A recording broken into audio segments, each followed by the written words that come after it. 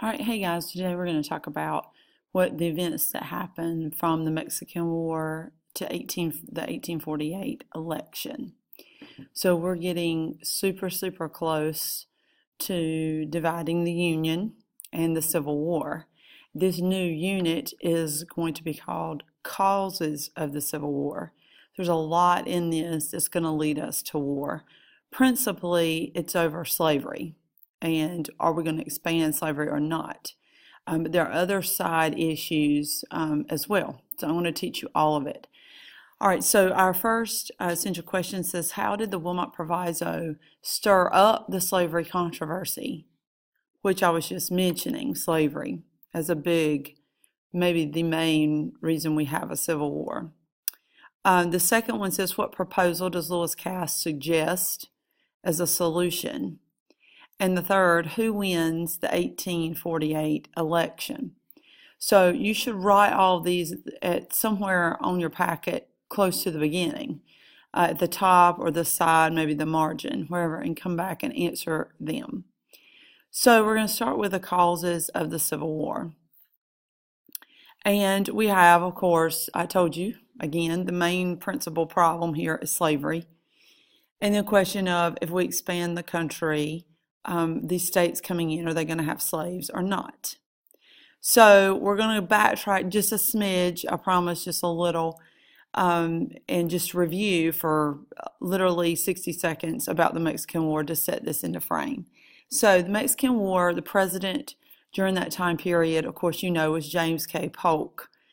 This is 46 to 48, and we are the winner. I brought with me a book, Polk, the Man Who Transformed the Presidency in America, because it is during his watch that the United States sees such a large increase in land, and then the controversy spring up about what are we going to do about slavery in those places. So what did we receive in the war during which Polk was president? And we get 500,000 square miles of land, the Rio Grande border, and California. Okay, so we get all that. It says impact on slavery. So here the issue is, again, what are we going to do if we're expanding territory? Then are we also going to expand slavery?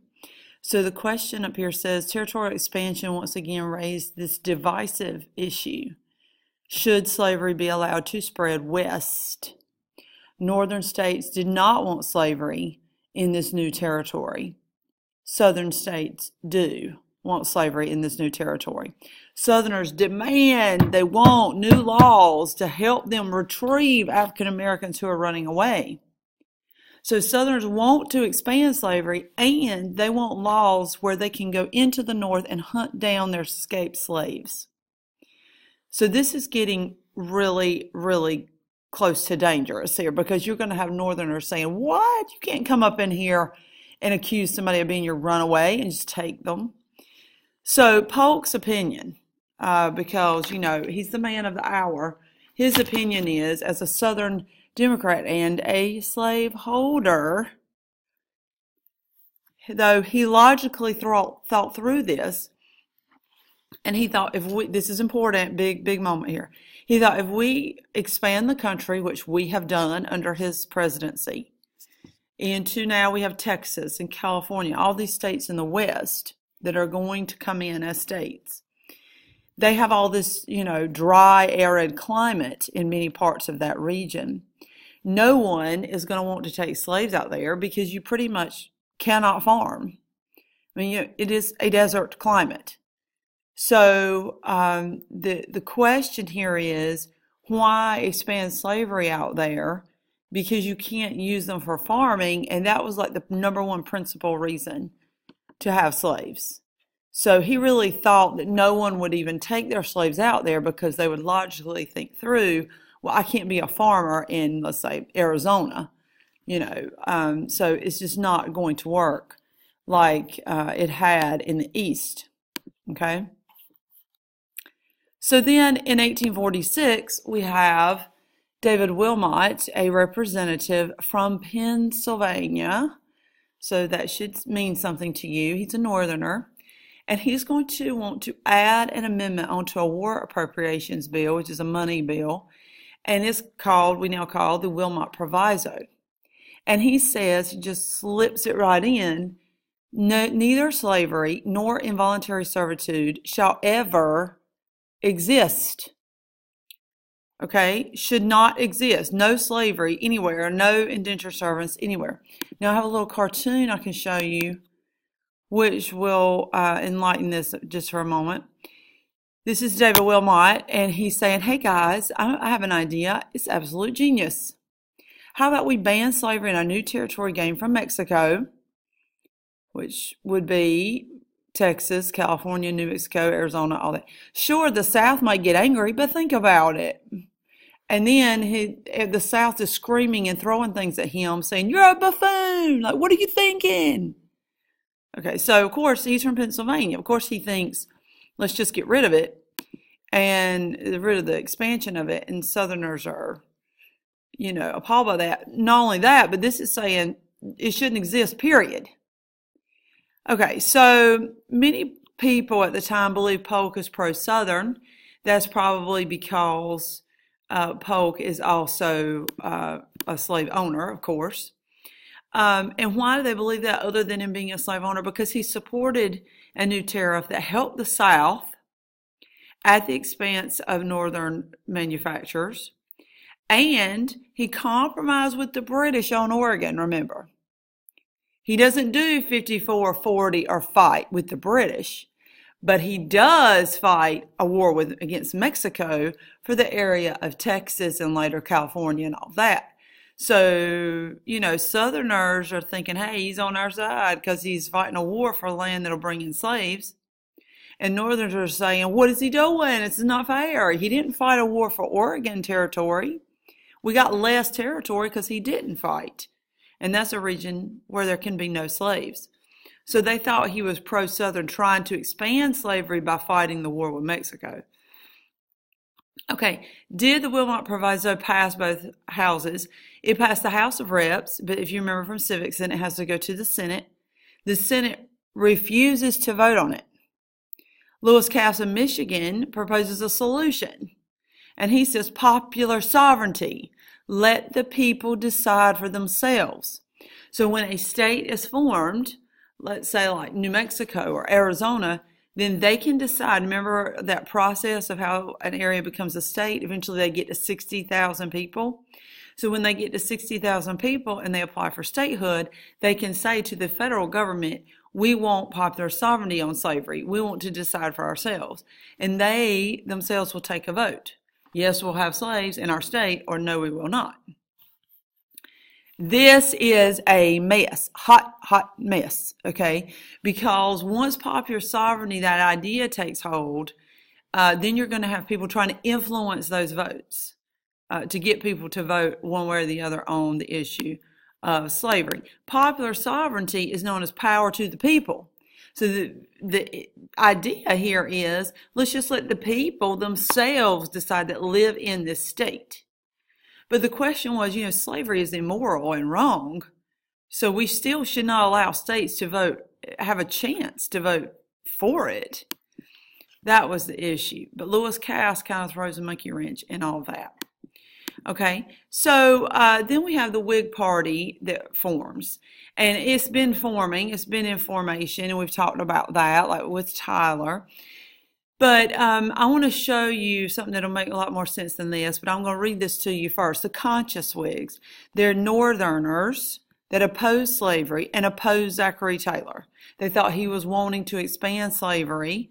This is the guy before Polk. And they thought he was wanting to expand slavery, and they didn't like it. Okay, so Northern Whigs, okay?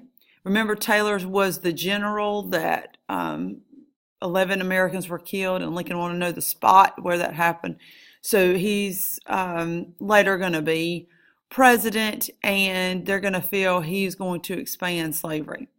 Cotton Whigs are Northern Whigs that support Taylor. They support Taylor, who may support the South, but vote with the Southern Whigs to nominate him for the presidency. And then you have the free soilers, which it goes into all this, made up of conscious Whigs and those who do not support the nomination of Taylor. But basically, they oppose slavery in the free soil of the Western territories. So free soilers say if it's new land coming in from the West, California, New Mexico, Arizona, all that area, then it should be free of slaves. Free territory, free soil, so they're the free soilers. To help you remember that, I do have this picture of the Whigs, because remember it was a derivative of the Whigs, and I would write this down somewhere on your sheet if you can. You need to start with right here, Whigs, the Whig Party. It's going to bust up, and this is sectionalism that George Washington talked about. You can have northern Whigs on the top, and you can have southern Whigs on the bottom. So north up here, south down here, so they split.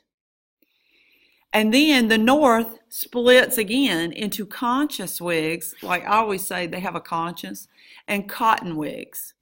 So one more time, the cotton Whigs are going to vote with the South. Cotton, with the South. The conscious Whigs have a conscience, and they oppose slavery, and they oppose Taylor. Okay, all right, so then we go to the 48 election. It says 3 candidates. Democrat Lewis Cass supports popular sovereignty, of course. Let the people choose if they want slavery in that state. The Free Soilers nominate Martin Van Buren. You've seen Van Buren before, who came after Andrew Jackson. He's going to be on a position against slavery because he's free soilers, and support Wilmot Proviso. No slavery. The Whigs are going to support Zachary Taylor, who avoided the whole issue. Okay? So Taylor's going to come in here after Polk, kind of keeps mum on the whole slavery thing, doesn't say a whole lot, and wins. So he wins the election. So with that, we have the gold strike in California. And who was president is Taylor as president. Why would the territory come in so quick? Because the discovery of gold in 1848 brings thousands of people into California. And by 49, 80,000 49ers are in there looking for gold. So many that people, there's just lawlessness, there's people everywhere breaking the law, chaos, violence, and they realize we need a stronger government. So that's why California becomes a state so quickly. So many people move in so quickly to find this gold and get rich quick. So the year the gold was discovered is 48, but the people that flock there are 49ers. Here's San Francisco 49ers, which is the football team, NFL.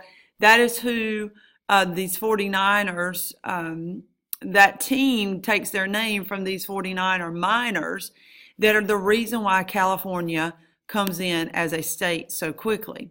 If California enters the Union as a free state, what would that do? Well, it says slave-owning states would become a minority in the Senate. So California would one up the slave states because it would come in as free. What did Southern politicians begin to talk openly about? They said, well, if California comes in as free, we're going to secede. Remember, they're not the first group to discuss this. The first group was, if you recall, the Northerners that we talked about during the War of 1812, who did not support war with Britain. And they discussed leaving the Union, okay, at the Hartford Convention.